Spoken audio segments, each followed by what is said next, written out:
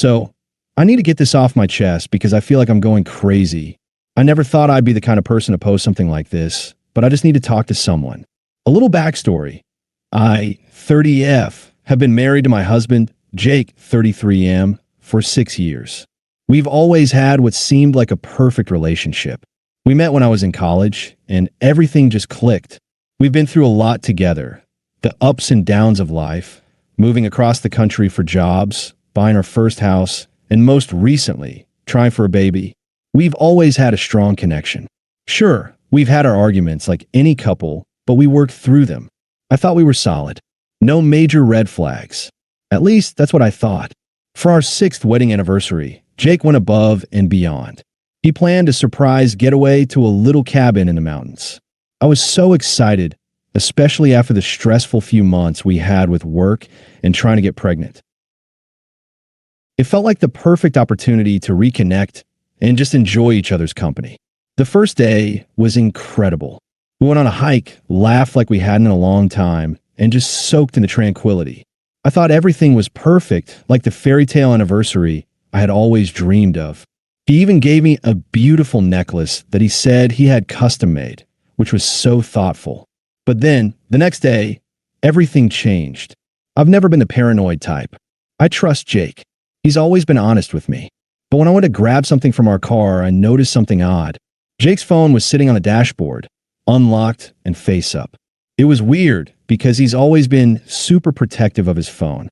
I've never once snooped through his messages, and he's always said that he respects my privacy too. So, why was his phone sitting there so carelessly? I know this is going to sound crazy, but I couldn't help myself. I picked it up. The first thing that hit me was a notification from Instagram. It was a message preview from someone I didn't recognize. The text said, "Last night was perfect. Can't wait to see you again." My heart skipped a beat. Now, I know I shouldn't have gone down this rabbit hole. I should have just left it alone. But my curiosity got the better of me, and I opened the Instagram messages. It was a conversation between Jake and a woman named Carly. The messages were intimate, flirting, compliments, and even talk about meeting up again soon. It was clear they'd been seeing each other for some time. I felt like the world had just collapsed on me. My breath caught in my throat, and I could barely process what I was reading. Was this real? Was Jake cheating on me? I had no idea how to feel, how to react, or what to do next. I was frozen. Before I could even process the shock, I heard footsteps approaching from behind. Jake. He was coming back from the cabin. In a panic, I quickly put his phone back on the dashboard, trying to act normal. But my mind was racing a million miles an hour. I couldn't even look at him properly. How could I? My husband, the man I trusted with everything, was apparently seeing someone else behind my back. And the worst part? It seemed like he was actually planning to spend our anniversary weekend with me, all while carrying on this affair. When Jake got back to the car, he was all smiles. He kissed me on the cheek and asked if I was ready to go for lunch. I couldn't respond. I just nodded, trying to hold it together. But inside, my entire world was crumbling. I didn't know what to do. Should I confront him right there? Should I wait until we were back home in a more private setting? Or should I just leave and never come back? For now, I decided to act like everything was fine. I didn't want to make a scene, not yet. But inside, I was torn apart. The man I thought I knew, the man I was building my life with, was not who I thought he was. I barely slept that night. My mind was racing with questions, anger, confusion, and disbelief. The whole idea of confronting Jake felt like it would break something irreversible. How could I even begin to ask him about this? What if I was wrong? What if it was a misunderstanding? But deep down, I knew I couldn't ignore what I'd seen. The next morning, everything felt off. The air between us was thick with an invisible tension. Jake was his usual charming self, kind, affectionate, the man I had married. But I couldn't shake the image of his Instagram messages with Carly from my mind. Last night was perfect. How could he say that to someone else while pretending like everything was fine with me? I tried to focus on the day. We went out for breakfast at a local cafe, where Jake smiled and made small talk. He seemed completely oblivious to the storm that was brewing inside me. I stared at my coffee, trying to come up with some sort of plan. Should I just flat out ask him? Or should I wait for him to slip up again? My hands were shaking as I stirred my coffee, imagining the confrontation. Around noon, we decided to take a scenic drive up the mountain road. The view was breathtaking, lush forests on either side, rolling hills in the distance, but to me, it all felt like a blur. The beautiful scenery couldn't mask the overwhelming sense of betrayal I felt. Every minute felt like an eternity. I was trapped in a car with a man I loved, and yet felt like a stranger. At some point, Jake turned to me with a big grin. "I'm so glad we're doing this. It's been way too long since we've had a moment just for ourselves, huh?" He looked at me with such warmth in his eyes, but I couldn't feel it. All I could think about was the message from Carly. Was this all a lie? Was I just another part of his facade? The decision came abruptly. We reached a little overlook area where we stopped to stretch our legs and take in a view. I stood there, looking out at the endless horizon, trying to gather the courage to speak up. My stomach was in knots. "Jake," I said softly, my voice trembling slightly. "Yeah," he replied, his attention on the view as he leaned against the railing. "I need to ask you something." I took a deep breath, tried to steady myself. "Is there anything you need to tell me? Anything you've been hiding?" His posture shifted slightly, and I noticed a subtle change in his demeanor. He turned to face me fully, a slight crease forming on his forehead. "What do you mean?" His voice had a tinge of confusion, but I wasn't buying it. "Jake," I continued, forcing myself to meet his gaze. "I know about Carly." The world seemed to stop. For a moment, the wind, the sound of the trees swaying, and the distant hum of cars passing by all faded. The look on his face was unreadable. His eyes widened, but he didn't immediately respond. He just stood there, frozen, his hands in his pockets. "I don't know what you're talking about," he said finally, though his voice lacked its usual confidence. It was weak, almost offensive. "Don't lie to me." I snapped, my frustration rising. I saw the messages. The Instagram messages. I saw everything. "Last night was perfect, Jake. What the hell is going on?" His face shifted then. For a split second, I thought I saw guilt in his eyes, but it quickly disappeared behind a mask of anger. "This is not what it looks like," he said quickly, stepping closer to me, his hand reaching out. "Let me explain." I backed away, shaking my head. "No, no more lies. I trusted you. I trusted you with everything, Jake." He stopped his tracks. I could see his jaw tightening, but he remained silent for a moment, his hands balling in a fist at his sides. Finally, he let out a long breath and said, "I'm so sorry, okay? I never meant for this to happen." "Then what happened?" I asked, my voice growing more intense.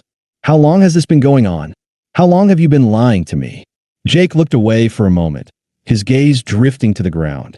He didn't seem to know where to start. I could tell he was struggling, but part of me didn't care anymore. The man I thought I knew was gone. This was just some stranger who was standing in front of me now. I wasn't looking for this, but it just happened. "It's been going on for a couple of months now," he confessed, his voice shaky. "I wasn't trying to hurt you. It wasn't about you. It's not that I don't love you. I do. But Carly, she gave me something I thought I was missing." We connected, and I held up my hand, cutting him off. "So, you've been having an affair, and now you're trying to justify it?" My heart was pounding in my chest, and I could feel the tears pricking in my eyes. "You think this is something that can be explained away?" "I don't know what I was thinking," he continued, his voice filled with regret, but it felt hollow. "I am sorry. I never wanted to hurt you. I swear I never did. This wasn't about you. It's all my fault." I felt a strange numbness creeping in. I couldn't cry. I couldn't scream. I was just done. This wasn't the man I had married. The man I had trusted with my heart, and my future had thrown it all away. "You've thrown everything away," I whispered, my voice cracking. "And now, I don't know who you are anymore." I turned and walked away, heading back to the car without a single glance behind me. Jay called after me, but I didn't respond. I couldn't. There was nothing left to say. I drove us back to the cabin in silence. The whole ride was suffocating. I couldn't look at him. I didn't want to hear his apologies or explanations anymore. When we arrived, I packed my things. I told him I needed space. I needed time to think. He begged me to stay, to work through this, but I couldn't. I couldn't stay in a place where everything felt like a lie. I left him there, in that cabin, and drove back home alone. It's been a few days since I left Jake at the cabin. I haven't heard from him much. A couple of texts here and there, but nothing major. I haven't responded to any of them. Honestly, I don't even know what to say. I'm still processing everything, and the truth is, I don't know where to start. After I drove home, I found myself in a strange kind of numbness. I thought I would be a wreck, but instead, I just felt empty. Like everything I had built with Jake was a house of cards, and with one gust of wind, it all came crashing down. I couldn't sleep the first night back. I just kept replaying that moment. Jake's face when I confronted him. The way he seemed more sorry for himself than for what he'd done. The way he didn't even fight for me. Not in the way I thought he would. I've spent the last few days in a kind of emotional fog. My mind is constantly torn between anger, hurt, confusion, and sadness. I never thought I'd be here, questioning everything we had. I trusted him more than anyone in the world. And now, I feel like I don't know how to trust myself anymore. How could I have missed the signs? How could I have been so blind? I had to try to talk to a friend about it, though. I called Natalie, my best friend from college. She's been my rock for years, and I didn't know where else to turn.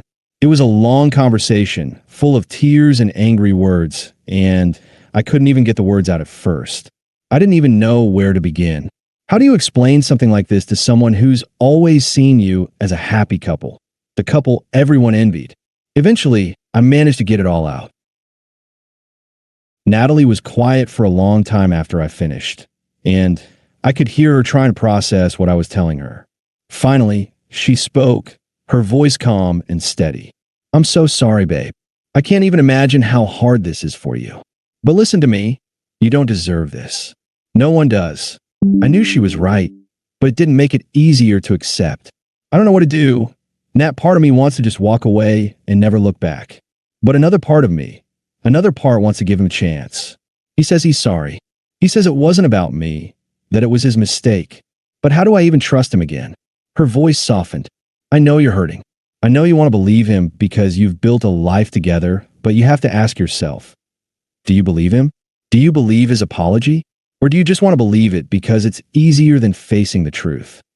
That hit me hard, because honestly, I didn't know. I wanted to believe him.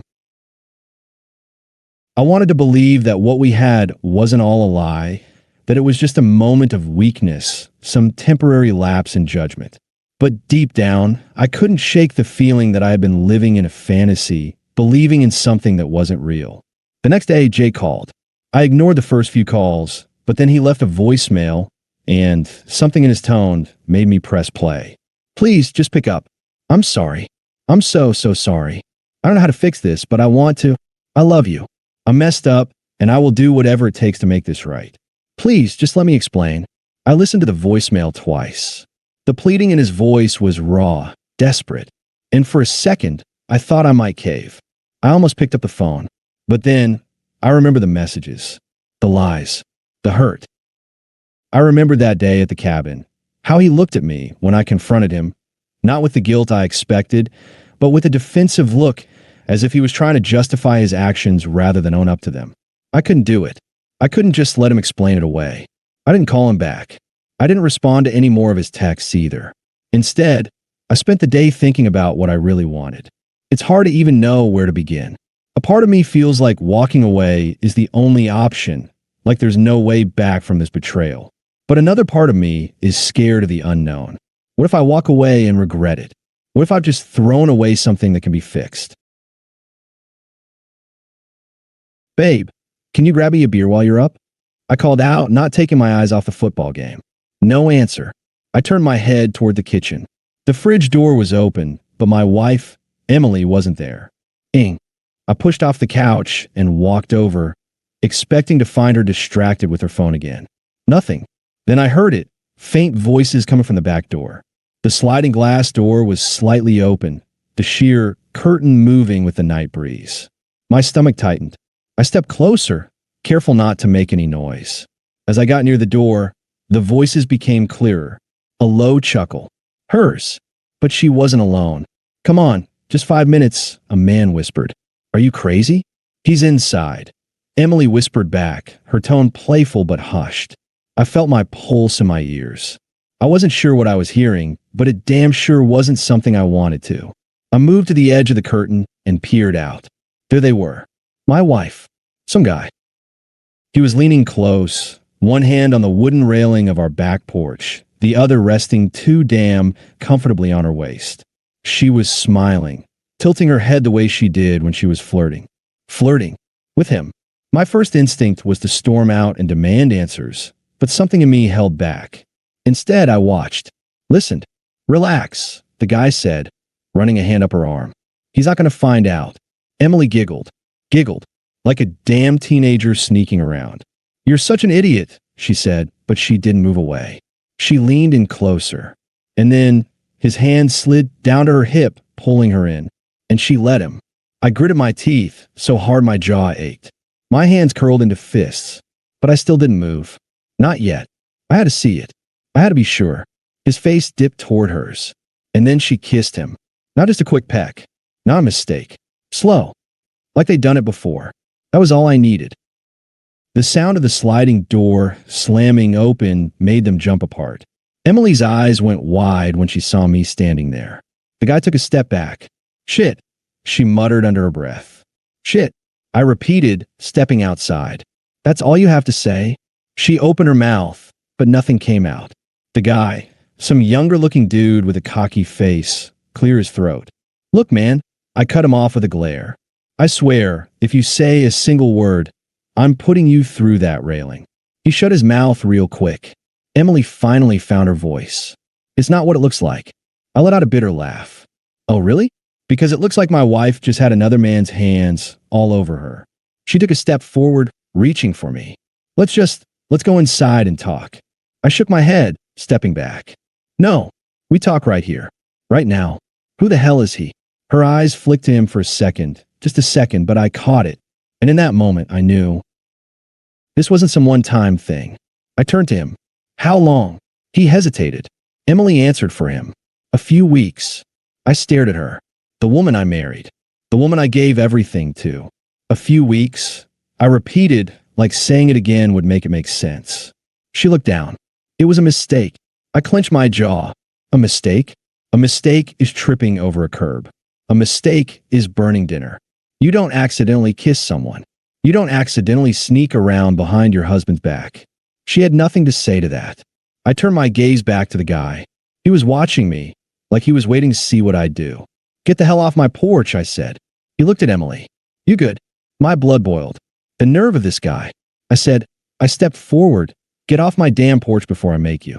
He held up his hands. All right, man. I'm going. He shot Emily one last look before jogging off into the night. I turned back to her. Inside. Now. She didn't argue. I followed her in, my hands still shaking with rage. I wasn't done. Not even close. We stepped inside, and I shut the door behind us harder than I meant to. Emily flinched. Good. She stood there, arms crossed, looking anywhere but at me. I took a deep breath, trying to keep my voice steady. Start talking. She swallowed. I know. I cut her off. Not some rehearsed excuse. Tell me the truth. Who the hell is he? Emily hesitated. His name is Jason. He's a friend. I laughed, but there was no humor in it. A friend. I pointed toward the back door. That didn't look like friendship. She bit her lip. It just happened. I clenched my jaw. Try again. She shifted her weight from one foot to the other. Will that work? Of course. I rubbed a hand over my face. So while I was coming home every day, thinking we were fine, you were sneaking around with some guy from your office? She didn't answer. She didn't have to. I took a step closer. Tell me how long this has been going on. The truth, Emily. She hesitated again, but then she sighed. A couple of months. I exhaled sharply, shaking my head. A couple of months. While I was out here, trusting her, loving her. She had been with him. I stared at her, my voice low. Did you sleep with him? She closed her eyes, like if she didn't look at me, she wouldn't have to answer. I took another step forward. Did you? Emily's shoulders dropped. Yes. My whole body went numb. I knew it. I'd already known it. But hearing her say it, that was different. It made it real. For a long moment, I didn't say anything. Couldn't say anything. Then I laughed. Quiet, bitter. I muttered, shaking my head. I've spent years thinking I knew you. Thinking I had a wife who actually loved me. Emily flinched. I do love you. I scoffed. Yeah? You have a funny way of showing it. She reached for my arm. Please, just... I pulled away before she could touch me. No. You don't get to act like this is nothing. Like you just made a tiny mistake. Her eyes were pleading. I didn't plan this. I swear. It just stopped saying that. My voice was louder than I meant it to be, but I didn't care. She shut her mouth. I ran a hand through my hair, pacing. You think I'm an idiot? I turned back to her. You think I don't know how this works? This wasn't a one-time thing. You didn't accidentally fall into bed with him. Emily looked down. No. I clenched my jaw. So how did it start? Did you text him late at night? Did you meet up in his car? A hotel. She didn't answer. My stomach twisted. I let out a slow breath. In our house. Emily hesitated, and that was all I needed. I nodded. Wow. She blinked fast, like she was trying not to cry. I didn't mean for this to happen. I looked at her, really looked at her, and for the first time in years, I felt nothing but disgust. You didn't mean for it to happen. I repeated, my voice cold. You didn't mean to bring him into our home, into our bed. She swallowed hard. That was it. That was the last straw. I turned and walked toward the bedroom. Where are you going? She asked quickly. I didn't answer. I grabbed the nearest duffel bag and started shoving clothes into it. Wait, she rushed in after me. What are you doing? What does it look like? I said, my voice tight. She grabbed my arm. Please, just listen. I shook her off. No, I'm done listening. I'm done giving a damn about what you have to say. Her eyes filled with tears. You just gonna leave? I zipped the bag shut and slung it over my shoulder. What do you expect me to do, Emily? Pretend this never happened? She wiped at her face. I don't want to lose you. I let out a dry laugh. You already did. I walked past her, through the house we built together, past the pictures on the walls, past all the memories that now felt like lies. Emily followed me to the door. Please, can we talk tomorrow? I turned back, meeting her eyes one last time. Tomorrow, I'll still be done with you. And with that, I walked out. I walked out of the house without looking back. The air outside was cold, but I barely felt it. My mind was spinning, replaying everything that had just happened, everything I had just seen. My wife, the woman I had trusted, the woman I had built a life with, had been sneaking around behind my back for months. And I had no idea. I reached my car, yanked open the door, and threw my bag onto the passenger seat. My hands gripped the steering wheel, but I didn't start the engine right away. I just sat there, breathing hard, staring at the house I had once considered my home. How the hell did I not see this coming? Had I been blind? Had I ignored the signs? I thought about the past few months, about all the times she had been distant, all the nights she had stayed late at work, claiming she had deadlines or meetings. I had never questioned it. I trusted her. I never once thought she was lying to my face. But she was. And now, no matter how much I wanted to turn back time, no matter how much I wanted to erase what I had just seen, I couldn't. It was burned into my brain. The way she had smiled at him, the way she had let him touch her, the way she had kissed him like it was the most natural thing in the world. Like I didn't exist. A sharp pain shot through my chest, and I exhaled slowly, trying to push it down. I wouldn't let her break me. I wouldn't sit here and cry over a woman who clearly didn't give a damn about me. I started the car and pulled out of the driveway. I didn't know exactly where I was going, but I knew I couldn't stay here. I needed space. I needed to think. As I drove, my phone buzzed on the seat beside me. I glanced down. Emily. I ignored it. A minute later, another text. Then another. She was probably panicking now, realizing that she had finally been caught, that the lies were crumbling around her. But I didn't care. She made her choice, and now she had to live with it. I pulled into a gas station parking lot and parked in the farthest corner. I turned off the engine and leaned back against the seat, closing my eyes. My mind was racing, and no matter how much I wanted to shut it off, I couldn't. I thought about all the years we had spent together, all the memories we had built, our wedding day, the trips we had taken, the late-night talks about our future. All of it felt like a lie now. Had she ever really loved me? Or had I just been convenient? I open my eyes and stare at my reflection in the rearview mirror. I look different. Not physically, but something in my eyes had changed. I wasn't the same man I was just an hour ago. Something inside me had broken. I picked up my phone and scrolled through Emily's messages without opening them. Please talk to me. I made a mistake. I love you. Come home so we can fix this. Fix this? I let out a bitter laugh. There was no fixing this. No coming back from what she had done. Then another message popped up, and this one made my blood run cold. I need to tell you something. It's important. Please call me. I stared at the screen, debating whether I should give her the satisfaction of a response. But something about that last message made me pause. I sighed and pressed the call button. She answered on the first ring. Oh my God. Thank you for calling. She breathed like she had been holding her breath the entire time. Say what you need to say, I said flatly. There was a long silence on the other end. I could hear her breathing, hear the hesitation in her voice. Then, finally she spoke. I'm pregnant. The words hit me like a freight train. I gripped the steering wheel, my knuckles turning white. What? My voice barely came out. She sniffed. I just found out a few days ago. I was going to tell you, but then tonight, I closed my eyes. This couldn't be happening. Not now. Not after everything. I swallowed hard. Is it mine? Silence. My stomach dropped.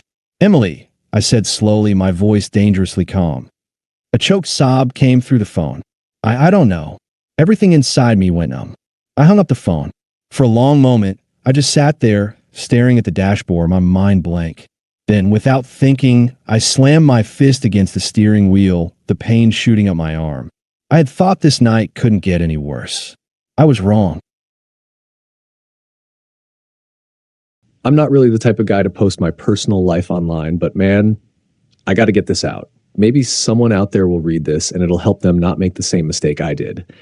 Maybe it'll just help me stop thinking about it every night before I fall asleep. Either way, here it goes. My name's Kyle. I'm 34 now, but this started a couple years back. I was married to someone I thought was my soulmate. Her name was Emily. We met when we were both 25, hit it off right away. She had this crazy laugh that always made everyone in the room laugh too. She was smart, pretty, loved dogs, wanted kids. I thought, yeah, this is it. This is the one. We dated for almost 3 years and then got married. Nothing crazy, just a small wedding with our close friends and family. I thought we were solid. We had some fights here and there, but nothing out of the ordinary. I thought that's just part of marriage. You fight, you talk, you get over it. Things started getting serious around the 5th year. Not in a bad way, but life stuff. She got diagnosed with kidney disease. At first, the doctors said it could be managed with diet and meds, but it kept getting worse. She was always tired, pale, started missing work. I watched her fade slowly, and there was nothing I could do except be there. And I was, every step. Eventually, the doctors said she needed a transplant. The waiting list could take years. Her mom got tested, didn't match. Her brother wasn't eligible. Her dad had heart issues, so he couldn't even try. That left me. I got tested even though I didn't really think I'd match. But by some crazy miracle, I did. Let me pause here. Think about that. The odds of being a match aren't that high, even for family. But me, her husband, I matched. She cried when the doctors told us. I cried too. It felt like fate or something, like I was meant to save her. What kind of husband would I be if I didn't? So I said yes, without even thinking twice.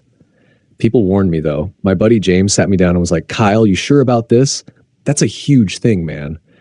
My mom was worried too, but I told them all the same thing. She's my wife. Of course I'm going to do this. The surgery was rough. Not going to lie. Recovery hurt like hell. I had to take time off work, and I was basically living on pain meds and water for weeks. But she got better. Fast. Like way faster than I expected. Within a month, she was up and moving around like nothing ever happened. Color back in her cheeks. Energy. She even joked that she was feeling brand new. At first, I was just happy. I thought, yeah, this was all worth it. I saved her life. We beat this thing. We were closer than ever. Or I thought we were. But then some things started feeling off. She started going out more. At first, it was just girls' nights here and there. I didn't think anything of it. She deserved to enjoy herself after everything she went through. But then she started getting kind of distant. less affectionate, always tired when I tried to talk, always on her phone. She started locking it too, which she never used to do. I tried not to overthink it, told myself she was just adjusting, recovering. Maybe it was the meds or hormones or something, but the gut feeling wouldn't go away. One night I asked her straight up, "Hey, is everything okay with us?" She looked surprised, like I just accused her of something. "Of course," she said.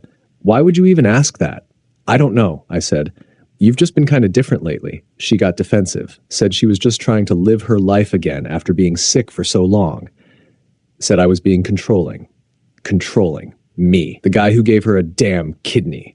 Still, I let it go. Didn't want to fight. I kept telling myself I was being paranoid. Then came the weekend trip. She told me she was going to a cabin with her old college friends. Girls only. A chance to unplug, hike, drink wine, and all that stuff. I even helped her pack. Drove her to meet her friend Sarah, who picked her up.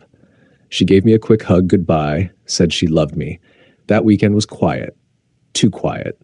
She barely texted me. Said they had bad service. Sent me one blurry pic of the woods and a wine glass, then nothing for the rest of the trip.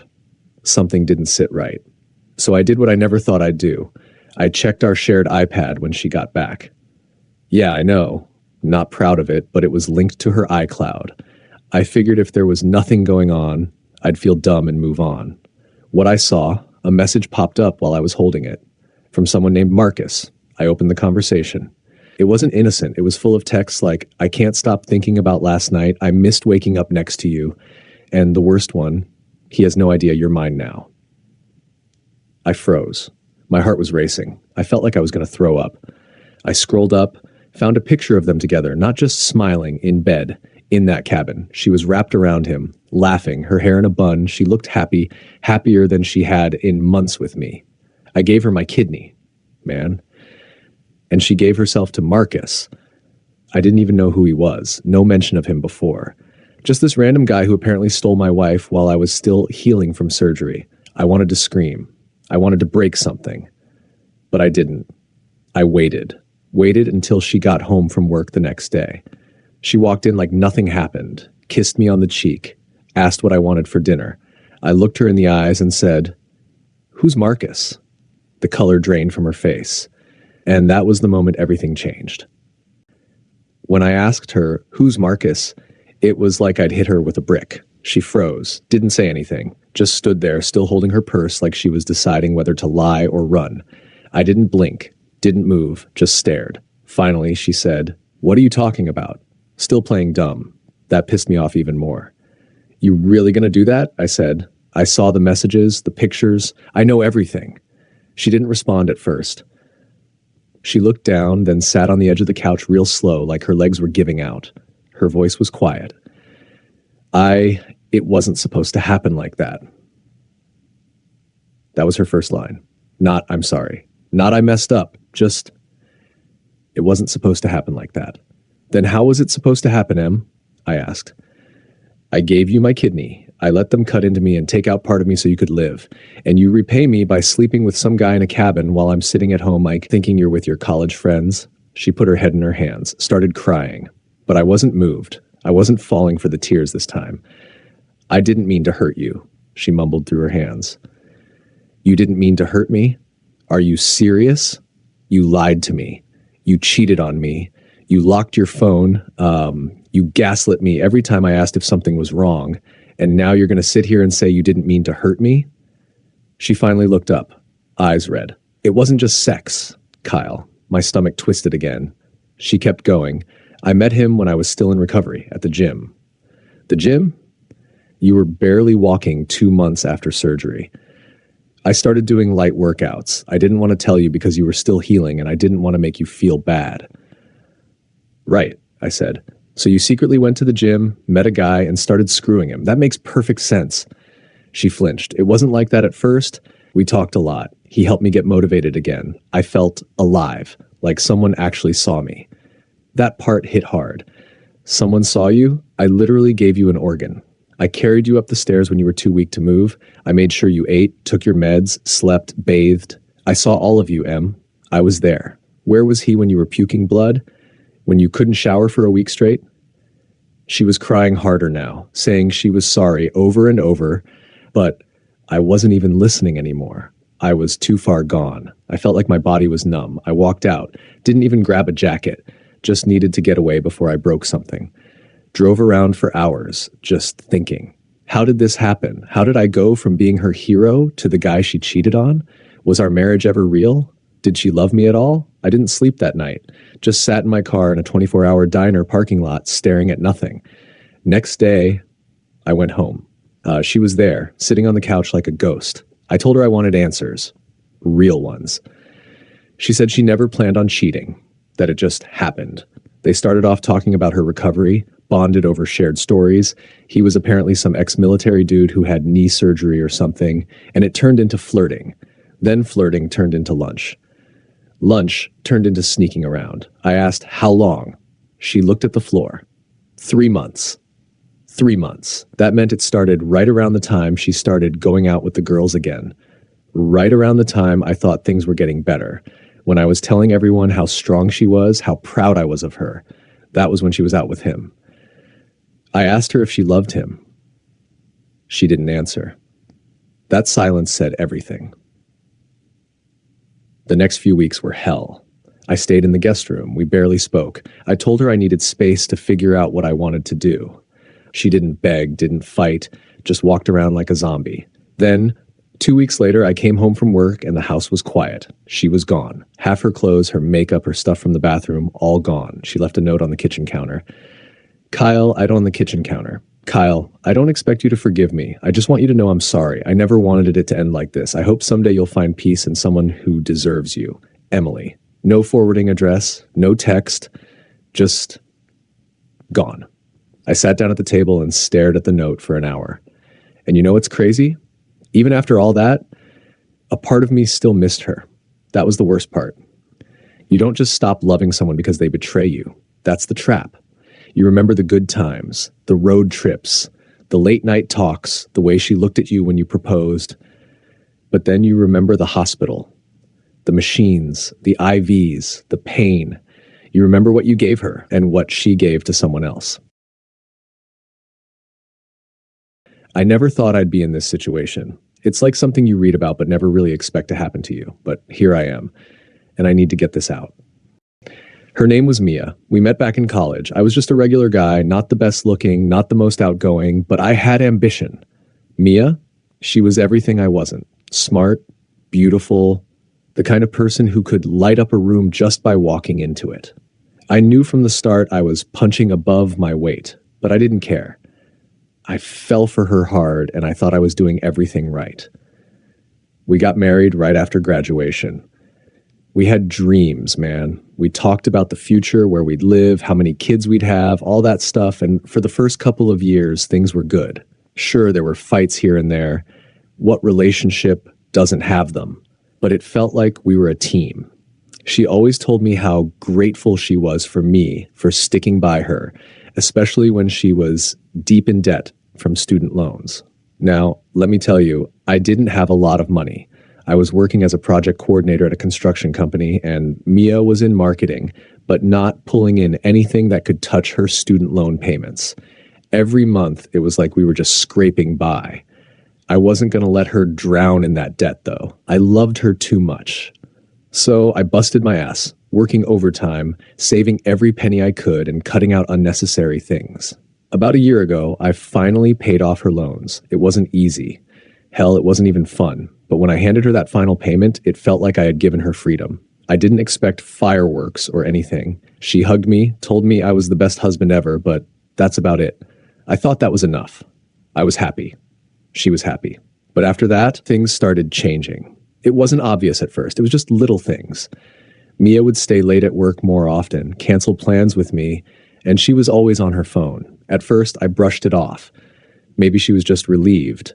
Maybe she wanted to take on more projects now that the weight of her student loans was gone.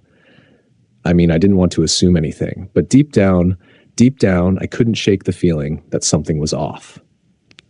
A couple weeks after I paid off her loans, she started going out more without me. She'd tell me she was meeting friends for dinner or drinks, but I never met any of these friends. At first, I didn't question it. I trusted her. I really did. But then came the night that changed everything. I got home early from work one evening. I thought I'd surprise Mia with dinner, her favorite dish, a nice bottle of wine, the whole 9 yards. I was feeling good, proud of what I'd done for her. I just walked through the front door, and I immediately froze. There was someone in the living room with her. A guy. He was sitting on the couch, laughing with Mia like they'd known each other for years. I didn't recognize him. I mean, Mia didn't exactly hang out with a lot of new people, so I knew he wasn't a friend I'd met before. I stood there for a second, trying to process what I was seeing. Mia didn't see me yet. I wanted to turn around, but I couldn't. I just stood there, holding the takeout bags, hoping I was wrong, but I wasn't. Mia finally looked up and saw me standing there. Her eyes widened, and she almost looked guilty. I didn't know what to say, so I just asked, "Who's this?" The guy didn't even get up. He just kind of nodded at me like I was some sort of inconvenience. Mia stood up quickly, trying to act normal. This is Ryan," she said, almost too quickly. "He's a friend from work." Ryan didn't say anything else. He didn't offer a handshake or even acknowledge me like a normal person would. That should have been my first red flag, but I was too stunned to notice. All I could think about was the way Mia was looking at him. It wasn't just a, "Hey, this is a friend" look. There was something there. A connection. "I didn't know you were coming home early," Mia said, trying to force a smile. She looked a little flustered, which wasn't like her. "Ryan and I were just talking about some stuff, work-related." I wasn't buying it. I just nodded, dropped the takeout on the table, and walked out of the room. I couldn't stay there any longer. I didn't want to start a scene, not with Ryan sitting there like he was completely comfortable. But I knew something was off. I could feel it. I went out to my car and just sat there for a while, trying to make sense of it all. Ryan? A friend from work? I had no idea who he was, and I wasn't sure if I wanted to know. But the worst part was the nagging feeling that I couldn't get rid of. Mia had been different for weeks, and I was too blind to see it. I'd been focused on work, on paying off her loans, on keeping things together. But what about her? What had she been focusing on? After a while, I went back inside. Ryan was gone by then, but Mia was sitting on the couch, looking like she was waiting for me to say something.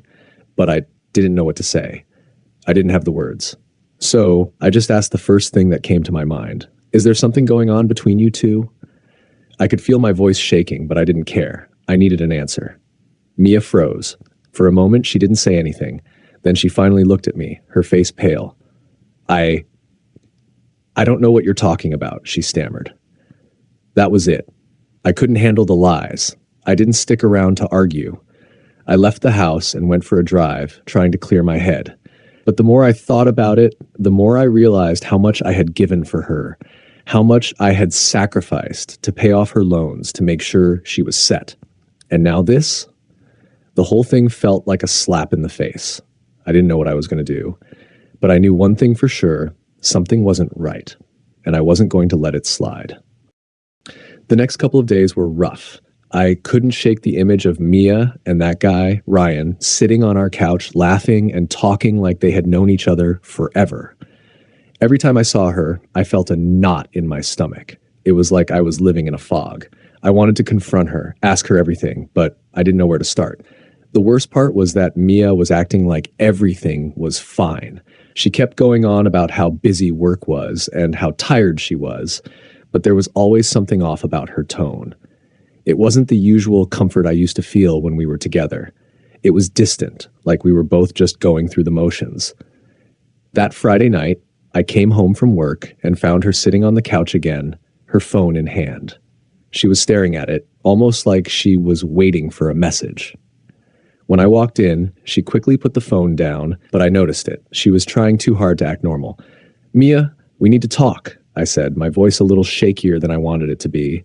She looked up at me, wide-eyed, but I could see the guilt in her eyes. She didn't even try to hide it.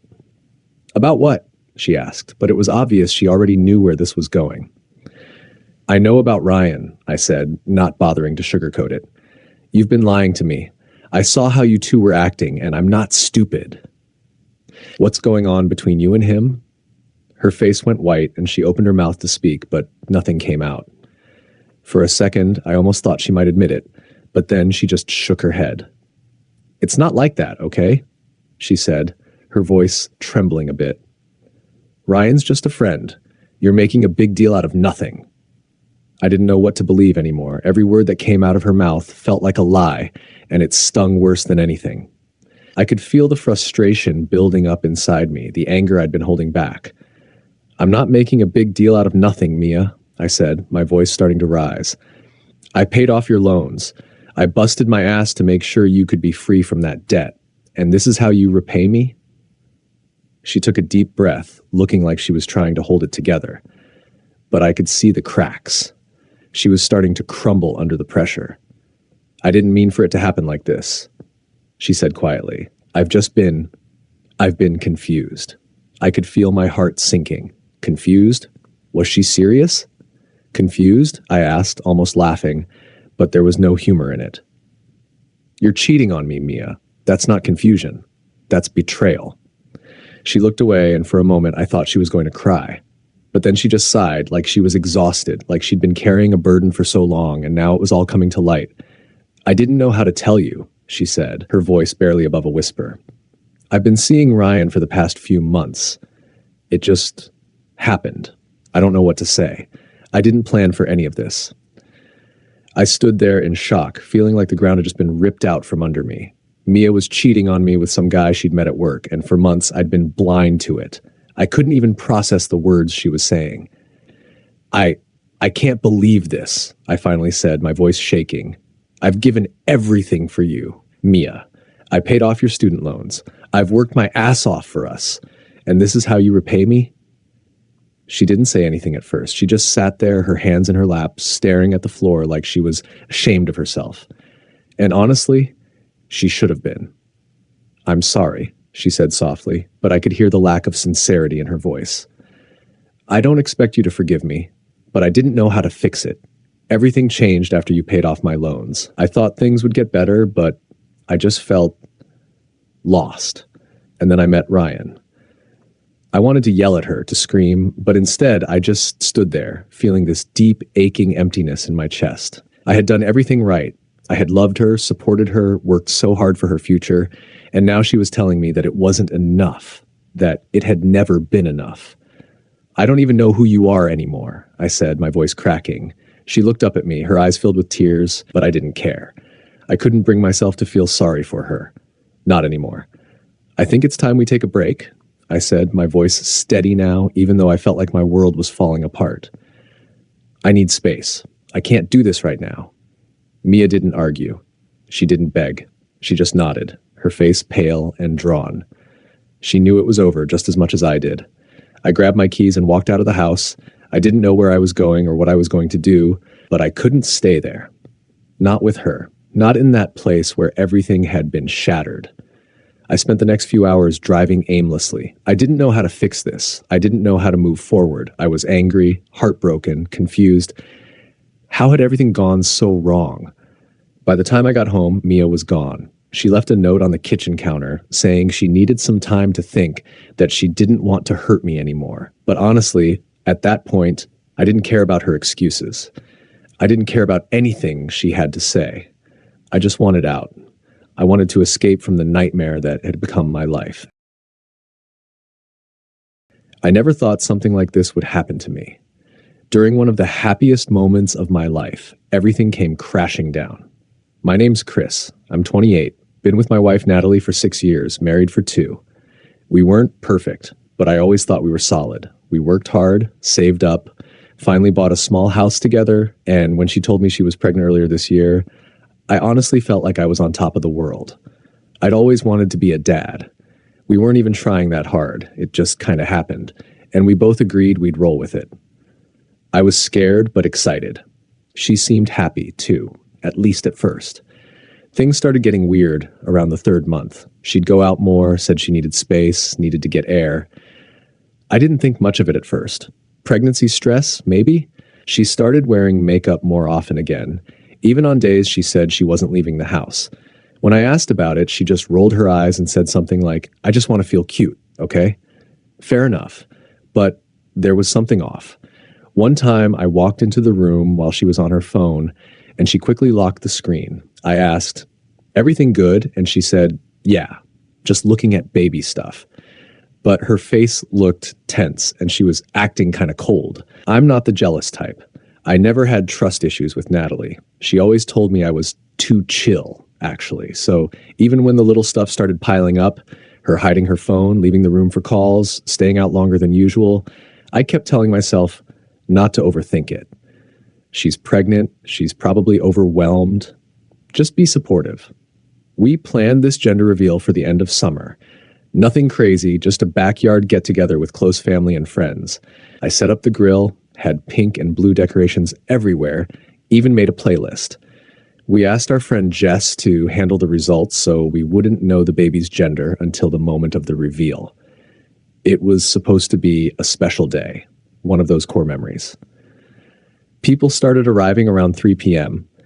Everyone was in a good mood. I was running around making sure everyone had drinks, burgers were on the grill, music was playing. Natalie was inside getting ready, took forever, but I figured that was normal. Finally, she came out, maybe 15 minutes before the big reveal. She looked good, hair done, wearing a light pink dress, makeup done right. I smiled when I saw her and said, "There's my hot mama." She gave me a small smile but didn't say much. Just kissed my cheek and kept walking around talking to people. That's when I noticed this dude in the backyard I didn't recognize. Tall, kind of athletic looking, beard, black fitted tee. I assumed he was maybe someone's boyfriend or a cousin from her side. I nodded at him and said, "Hey man, grab a plate." He just gave me this awkward half smile and said, "Yeah, thanks." Something about him felt out of place, but again, I brushed it off. Around 5 p.m., Jess gathered everyone for the countdown.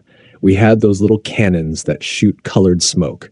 Everyone got quiet, phones out, ready to record. Me and Natalie were standing side by side, both holding one of the smoke sticks. I looked at her and said, "You ready?" She nodded. 3, 2, 1. Pink smoke filled the yard. Everyone started cheering. People clapped, yelled, hugged us. My mom cried, yelling, "It's a girl!" I laughed, hugged Natalie, kissed her cheek again. She smiled, but it felt weird. Forced. I didn't think too much about it in the moment. I was too busy being happy. That didn't last long. About 10 minutes later, I realized Natalie wasn't around. People were still hanging out, but I noticed she'd slipped away. I figured maybe she needed a break, heat, pregnancy, whatever. I started looking for her to check in, just normal husband stuff. I walked around the house, and when I got to the side gate near the back fence, I heard voices. Then I saw them. Natalie. And that guy. The one I didn't know. They were tucked away behind the house, near the shed. Close. Way too close. She had her arms around his neck. He was leaning into her. And then they kissed. Not a peck. Not some friendly cheek kiss. Full-on lips holding it, swaying a little, like I wasn't even real, like she wasn't married, like we weren't expecting a baby together. I froze. My body literally locked up. My heart started pounding so loud I couldn't even hear anything else. I just stood there, completely stunned. They didn't even notice me at first, but when they did, she gasped and jumped back like she got caught by her parents. He turned and stepped back too, muttering something like, "Shut!" I just stared at her. She tried to speak. "Chris, I held up my hand. Don't say a fucking word." She started crying, said it wasn't what it looked like. I laughed. I actually laughed out loud. "What it looks like? Are you kidding me?" The guy didn't even try to explain, just walked past me and left through the gate. I looked at her and said, How long?" She didn't answer. I asked again, louder. "How long has this been going on?" Still nothing. So I said, "Is the baby even mine?" That got her. She started sobbing. I don't know. Everything after that felt like a blur. People started realizing something was wrong. Jess came around the corner and saw me walking away. I didn't say goodbye to anyone, just grabbed my keys, got in my truck, and drove off. I haven't been back home since. I didn't know where to go, so I just drove. I ended up at this gas station about 20 minutes away, parked off to the side, and just sat there with the engine running. My hands were still shaking. I kept thinking about what I saw over and over again. Her arms around him, his hands on her waist, the way she leaned in like she'd done it before, like it was normal, like it was okay. And then I thought about the baby, about the fact that we were celebrating our daughter, my daughter. At least I thought she was mine. And now even that felt like it might be a lie. I don't cry much. I never really have. But that night in the truck, I lost it. I slammed my hands on the steering wheel and screamed so loud I scared myself. It didn't fix anything, but it felt like all the pressure I'd been ignoring finally exploded. I ended up texting my buddy Mason and asked if I could crash at his place. He didn't ask too many questions, just dropped a pin. When I showed up, he saw my face and didn't even need to ask. Just said, "Come in, man." He handed me a beer and didn't say a word for the first half hour. Just sat there with me on his back porch. Eventually, I told him everything. His mouth dropped when I told him I caught her kissing the dude behind the house. And then when I said she didn't even know if the baby was mine, he looked like he wanted to punch something. "Bro, you need to get a paternity test," he said. I nodded. "Yeah, but what if she is mine? Then what?" Mason didn't answer that one. I don't think he knew what to say. The next morning, I woke up to about 30 missed calls and even more texts. Natalie, her mom, Jess, some of her cousins. I didn't read them all, just saw the names and shut the screen off. I wasn't ready. I was still trying to breathe, still trying to figure out if this was all just a nightmare I hadn't woken up from. Eventually, I did open one text from Natalie. All it said was, "Please come home. We need to talk. I'm so sorry." I didn't reply. A few days went by. I stayed at Mason's, went to work like normal just to stay distracted, but I couldn't focus. Everything reminded me of her, of the house, of the baby. I still had the pink smoke-stained shirt in my truck. I almost threw it out the window at one point, but something stopped me. Then one night she called. I didn't pick up the first few times, but the fourth time I finally answered. Her voice was quiet, shaky. "Chris, I don't even know where to start." I didn't say anything. She kept talking. It didn't mean anything. It was just, I don't know, I was overwhelmed. We weren't in a good place, and I cut her off. "Who is he?" There was silence. So I asked again, "Who is he?" She finally said, "His name's Brandon. I met him through TikTok." I laughed. It wasn't a happy laugh, more like disbelief. "TikTok? Are you serious?" She sniffled. "It wasn't supposed to turn into anything. We just started messaging, and then it got emotional, then physical. But I ended it weeks ago." "You ended it?" I said. "You kissed him at our daughter's gender reveal." She didn't respond to that. I asked the question I didn't want the answer to. "Is it just him?" "No," she whispered. My stomach dropped. "How many?" "I don't know," she said. "2, maybe 3 guys." I felt like I was going to throw up. "You cheated on me with 3 guys while pregnant?" She said nothing. I hung up. The next morning, I scheduled a paternity test. I didn't want to wait. I told her she had to come with me, and she agreed. She looked terrible when I saw her, like she hadn't slept in days. I didn't care. I couldn't even look her in the eye. We went to the clinic, did the swabs, and left without a word. She texted me later saying she hoped it came back saying I was the father and that she still loved me. I didn't answer. A week later, the results came in. I was the father. I sat in my truck staring at the paper for a long time. I didn't know whether to be happy or crushed. I had a daughter coming into the world, but her mom was a liar, a cheater, someone I didn't even recognize anymore. I thought about forgiving her. I did. More than once. But every time I pictured her with someone else behind my back while I was buying cribs and painting the nursery, it killed me. I texted her one final time. "I'll be there for the baby, but we're done." She tried calling. I didn't pick up.